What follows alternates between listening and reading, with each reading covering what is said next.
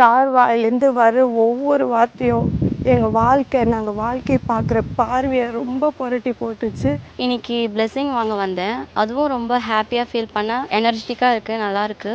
Thank you.